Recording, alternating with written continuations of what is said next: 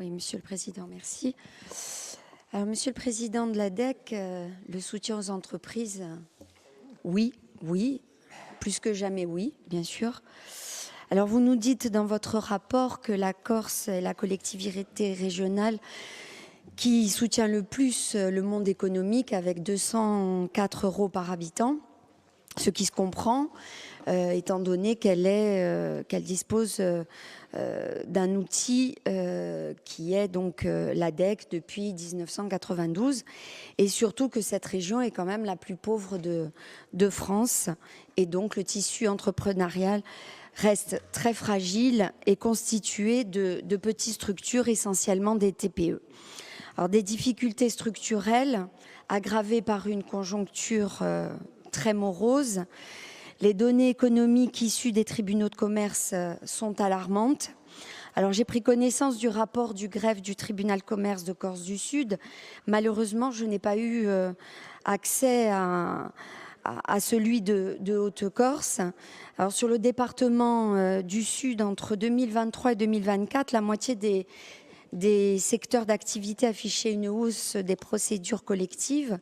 L'accélération la plus importante étant celle de 150% de la filière transport et entreposage. La restauration et le bâtiment sont aussi en grande difficulté. 207 procédures collectives ouvertes en 2024, soit une hausse de 8,4% sur le département. Donc des chiffres à consolider, comme je vous le disais, avec les données de Haute-Corse.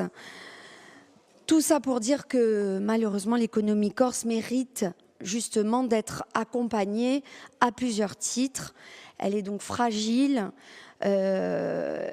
plus que d'autres face à la crise multifactorielle qui touche l'Europe entière, voire au-delà. Alors, si on fait un peu d'historique sur les instruments financiers, il faut remonter à 2009-2010, où sous l'impulsion d'Ange Santine, qui présidait alors l'ADEC, Corse Financement a été le dispositif, la plateforme Corse Financement a été déployée dans l'idée justement de soutenir le monde de l'entreprise. C'est là que parallèlement l'ACADEC a été relancée par le concours de la collectivité qui en est actionnaire à hauteur de 33%. Alors une réponse publique salutaire face aux difficultés d'investissement et de développement rencontrées par les entreprises, mais aussi pour pallier à la frilosité bancaire, les banques rechignant à prêter aux entreprises dans une économie fragilisée par une situation politique souvent incertaine. Alors, votre rapport parle pour 2024 de 35 millions de soutien, donc 15 millions en subventions sèches et 21 millions via les instruments financiers. Privilégier les instruments financiers tombe selon nous sous le sens parce qu'ils ont l'avantage, et c'était le but en 2009 déjà, de faire revenir les banques dans le jeu, et aussi parce que les fonds se reconstituent progressivement via les remboursements. Ce qu'il manque, selon nous, à votre rapport, et c'est ce que notre groupe vous a demandé en commission des finances, c'est un bilan des différents instruments. C'est d'ailleurs une demande qui a été formulée par le CESEC dans son avis, un retour d'expérience précis et chiffré pour pouvoir évaluer les retombées de ces investissements. Alors, vous parlez d'un besoin de 54 millions que la CDC couvrirait via les 18 millions de fonds européens qui relèvent de la programmation 2021-2027, déjà bien entamée.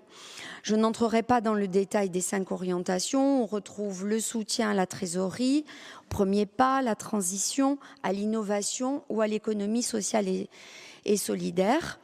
Ce qu'on retient, c'est qu'on reste engagé dans une démarche vertueuse d'accompagnement des entreprises.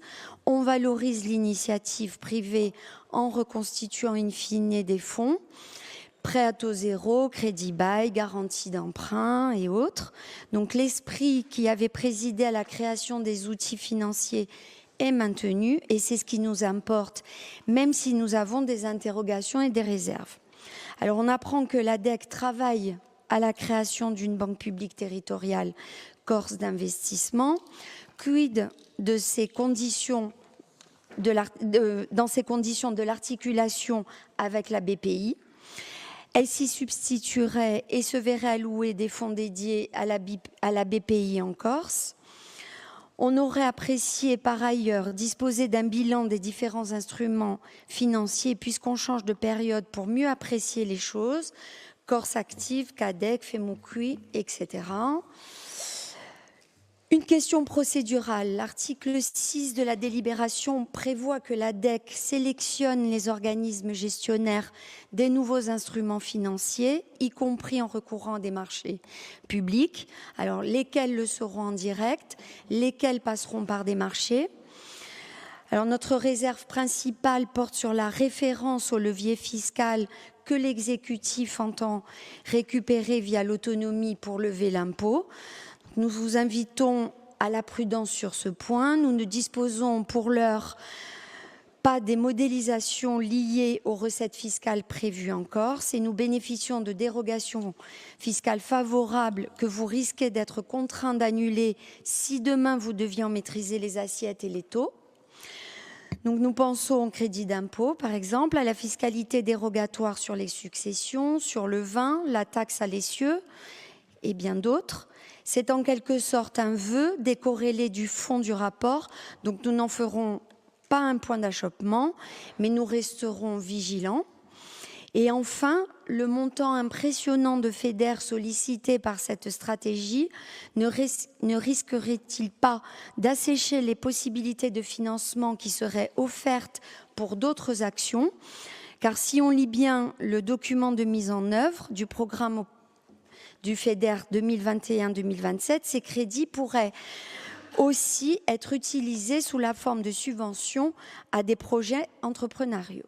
Voilà, donc je vous remercie, Monsieur le Président. Je précise juste que mon collègue Georges Mille s'est déporté puisqu'il fait partie du conseil d'administration de la CADEC.